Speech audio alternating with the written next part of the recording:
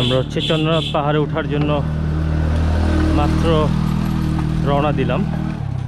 তো এখন বাজে 10:30। আমরা অনেক লেট করে ফেলছি, আরও সকালবেলা রওনা দেওয়া দরকার ছিল।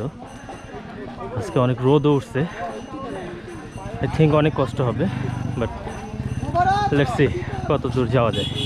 চেষ্টা করবো একদম চূড়া পর্যন্ত যাওয়া। এখান থেকে দুইটা রাস্তা দুই দিকে গেছে।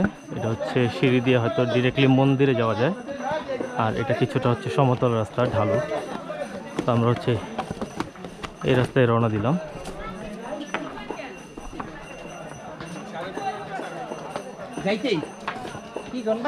সাড়ে 3 ঘন্টা লাগবে, 2.5 থেকে 3 ঘন্টা, তারপরে তো কম না। আল্লাহ, যেই গরম আর যে রোদ উঠছে, লেটস সি চূড়ায় উঠতে হবে এমন কোনো কথা নাই, যত দূর চেষ্টা করতে পারি।